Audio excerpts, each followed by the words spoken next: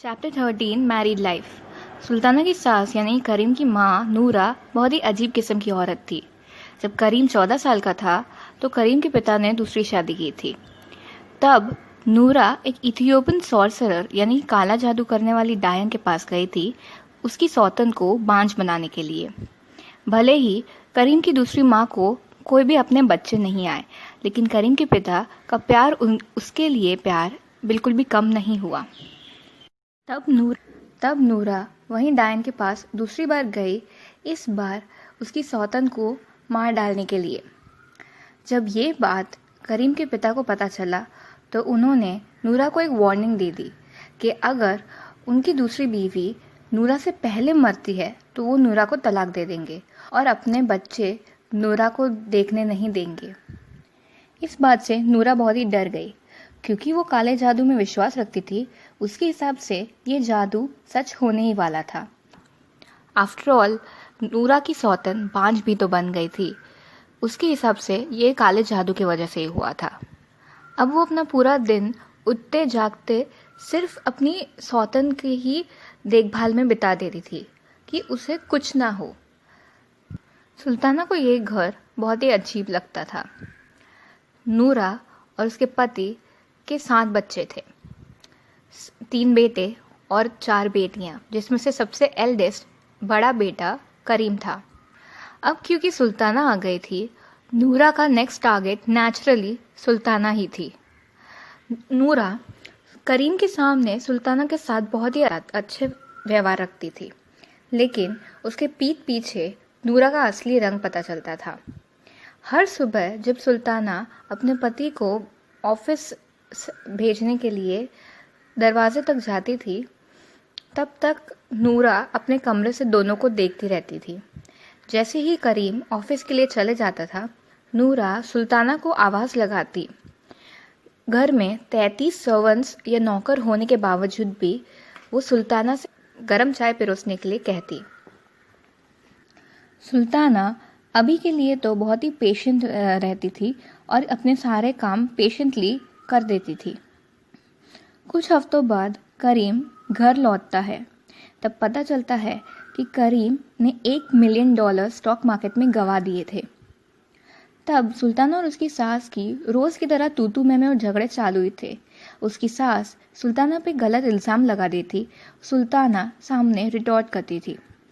ये सारी चीज़ें देखकर करीम झगड़े के बीच में आता है, और क्योंकि सऊदी अरेबिया में कोई भी बेटा अपनी माँ के विरुद्ध नहीं जा सकता, वो सुल्ताना को 3 चांटे लगाता। ये देखकर सुल्ताना एकदम गुस्से से लाल हो जाती है। वो उसके हाथ में जो भी आए वाज, स्कल्पचर सब करीम पे फेंकने लग जाती है।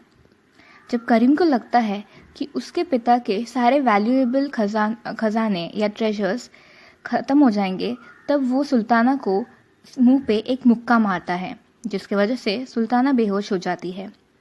जब वो जागती है तब मार्सी उसके चेहरे पे ठंडा कपड़ा डाल रही होती है। तब दूसरे कमरे से बहुत ही ज़ोर ज़ोर से रोने की आवाज़ आती है। वहाँ पर जाने के बाद पता चलता है कि सुल्ताना की सास बहुत ही फूट फूट के रो रही थी।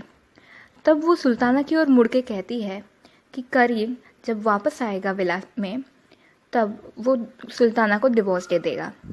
सुल्ताना भी सामने यही कहती है कि वो भी डिवोर्स ही मांगने वाली थी। इनफैक्ट मार्सी अभी उसका सामान पैक ही कर रही थी। थोड़ी देर बाद पता चलता है कि करीम और उसके पिता मुनीर यानी करीम के छोटे भाई के सिलसिले में राजा के पैलेस में गए थे। उन्हें राजा के वहाँ से बुलावा आया था। 22 वर्षीय मुनीर थोड़े दिनों पहले ही यूएसए से वापस लौटा। उसने यूएसए में एमबीए की पढ़ाई की थी। यहाँ पे आने के बाद वो बहुत ही बोर हो जाता था। अल्कोहल, ड्रग्स, इन सब पे पाबंदी होती थी, औरतों पे पाबंदी होती थी। ये सारी देखकर वो बहुत ही फ्रस्ट्रेट हो गया था। इसीलिए वो अल्कोहल स्मगल करता था। क्योंकि अल्कोहल फॉरबिडन है, लोगों को उसमें बहुत ही दिलचस्पी रहती थी। सुल्ताना के हिसाब से उसने ऐसा कोई भी घर नहीं देखा है जिसके वहाँ पे लार्ज असॉर्टमेंट्स ऑफ फाइन वाइन ना हो। सबके घर में अल्कोहल और वाइन तो होते ही थे, और सब सोशली भी ड्रिंक करते थे। एंड उसके हिसाब से उसके बहुत रिलेटिव्स ने एक एडिक्शन भी पाल लिया था। मुनीर और उसके 2 कज़िन ये स्मगलिंग के बिजनेस से बहुत ही अमीर हो गए थे, लेकिन एक दिन सडनली उनका पर्दाफाश हो गया और राजा ने करीम और सुल्ताना के साथ ससुर को बुला लिया। वो बहुत ही गुस्से में थे। इन सब की वजह से सुल्ताना की सास रो रही थी। तभी विला में मुनीर आता है अपने दोस्त के घर से। उसे इस बारे में कुछ भी पता नहीं रहता है कि अब उसका क्राइम सामने आ गया है। तब नूरा को पता चलता है कि वो 2 मुसीबत सर पे नहीं ले सकती है, एक तो मुनीर की और एक करीम और सुल्ताना के डिवोर्स की। इसलिए वो सुल्ताना को थोड़ा सा मना के उसे रोक लेती है। मुनीर की बातें रिलीजियस काउंसिल तक भी पहुंच जाती है। किंग फैजल को सारे प्रिंसेस और सारे रॉयल परिवार वाले बहुत ही मान सम्मान से देखते हैं, क्योंकि उन्होंने KSA kingdom of Saudi Arabia को किंग सौद के बुरे रूल से बाहर निकाला था। लेकिन बहुत से यंग प्रिंसेस हैं जो उनके पाबंदी वाले रूल्स पर बहुत ही गुस्सा होते हैं। वो लोग ये सारे बंदिश से तंग आ गए हैं। करीम कुछ रातों के लिए सुल्ताना से बहुत ही दूर सोता था। सुल्ताना देख भी पा रही थी कि करीम बहुत ही ज़्यादा टॉस एंड टर्न हो रहा है। उससे पता चल रहा था कि उसके मन में बहुत से ख्याल आ रहे हैं। सुल्ताना को थोड़ा गिल्टी भी फील हुआ। उसने सोचा कि अगर ये रात उसकी शादी संभाल लेती है तो उसके बाद वो अपने टेम्परामेंट का कुछ करेगी। दूसरी सुबह करीम सुल्ताना को ऐसे इग्नोर कर रहा है जैसे कि वो है ही नहीं। जाने से पहले करीम उसे 2 बातें बता के जाता है।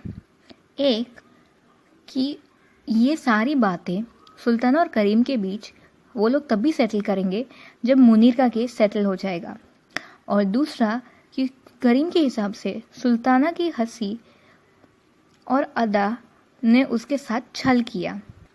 जब करीम गया ऑफिस, सुल्ताना बहुत ही ज़्यादा रोती है। उसके हिसाब से अब जो पिछली रात के सारे अच्छे ख्याल थे वो उड़ गए हैं।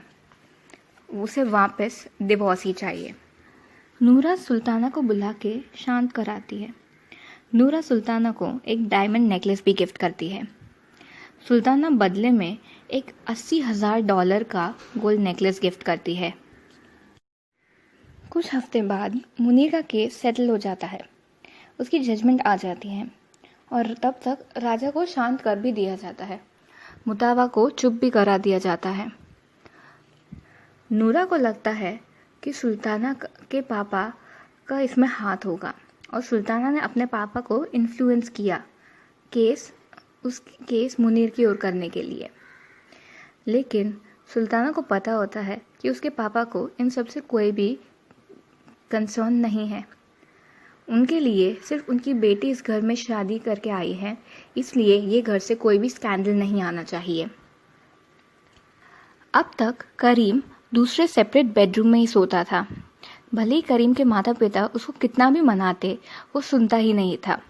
उसका फैसला डिवोर्स के लिए अटल था। तब सुल्ताना को पता चलता है कि वो प्रेग्नेंट है। अब उसके पास सिर्फ 2 ही रास्ते हैं। एक कि ये बात बता दे। अगर वो बता देगी तो करीम उससे डिवोर्स कभी नहीं देगा, और अगर वो अबॉर्ट कर देती है, जो कि बहुत ही डिफ़िकल्ट, तो फिर वो अपने रास्ते वापस चली जा सकती है। सुल्तान ने ये बात अपने कज़न को बताई, जिसने उसे एक इंडियन फिजिशियन का पता दिया। सुल्ताना जब वो ऑफिस में बैठी थी तब वहाँ पे करीम आ गया। वो गुस्से से लाल था। उसने सुल्ताना को हाथ से पकड़ा और उसे खींचने लगा। वो रिसेप्शनिस्ट पे चिल्लाने लगा कि ये ऑफिस, ये दवाखाना बंद कर देना चाहिए, क्योंकि इसके बाद वो फिजिशियन को जेल में ही भेजने वाला है। सुल्ताना अपने पर्दे के पीछे मुस्कुरा ही रही थी, क्योंकि करीम बात में उससे गुस्सा भी कर रहा था और अपना प्यार भी जता रहा था। करीम को ये बात नूरा से पता चली, जिसे अपनी सर्वेंट से पता चली और जिसे मासी से पता चली। करीम और सुल्ताना जब अपने कमरे में गए तो दोनों ने किस किया और एक दूसरे से ये अपनी बातें सेटल कर दी। सब चीज़ें अच्छे से बीत गई।